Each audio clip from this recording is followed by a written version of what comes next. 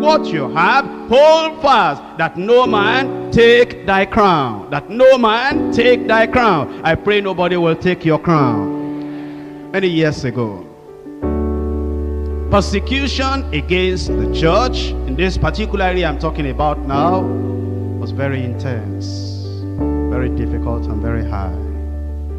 And there were these people that were Christians, and he decided that they were going to kill them, but not by shooting them. They were going to kill them by making them die slowly.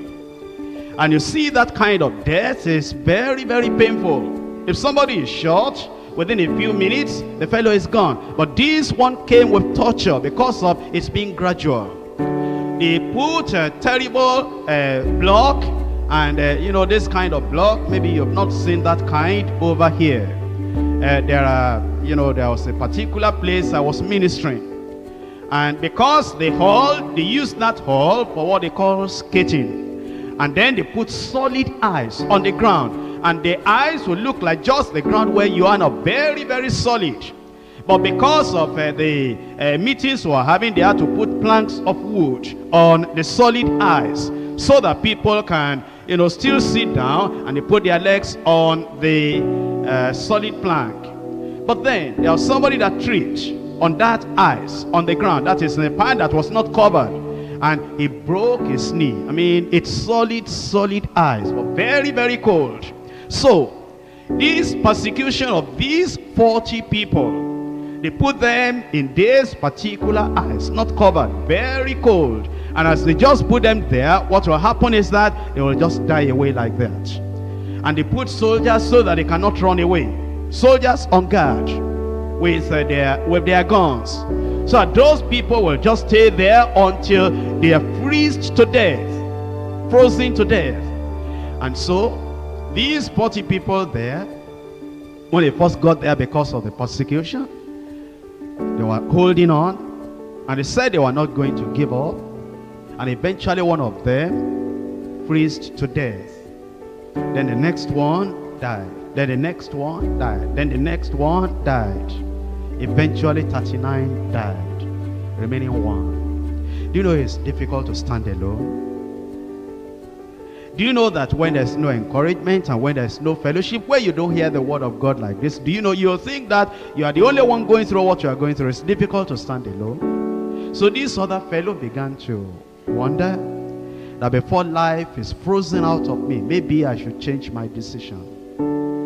And eventually, one of these soldiers there, he had been looking at what was going on. You know, sometimes God opens the eyes of unbelievers.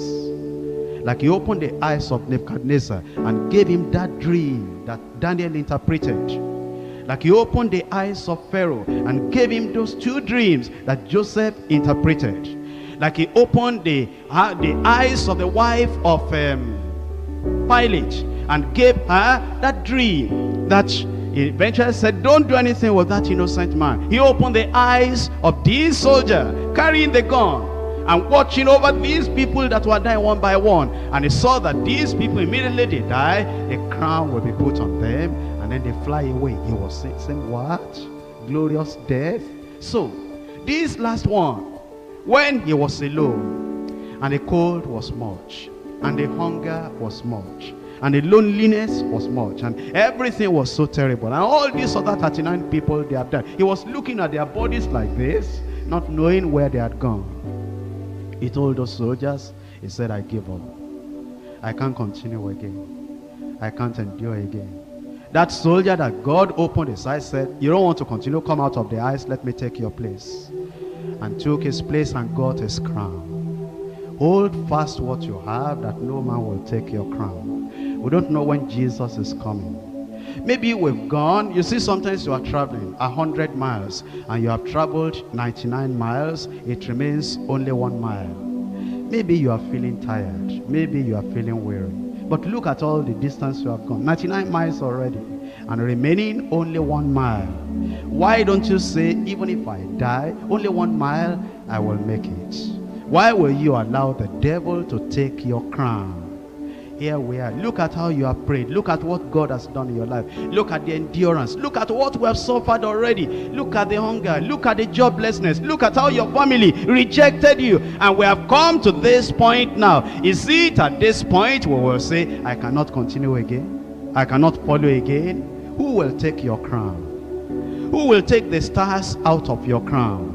Where do you want to spend eternity? How do you want to end your Christian journey? You have borne the cross to this point. Can you not bear the cross for the little space that remains? You have been a conqueror up to this point. Can't you remain a conqueror for the little time that remains, so that nobody will take your crown? I pray nobody will take your crown. The devil wants you to lose your life, to lose the crown. But Jesus is saying, my son, my daughter, my child, a little bit more endure. A little bit more endure. A little bit more endure. We shall soon be whole. Let's rise up and pray.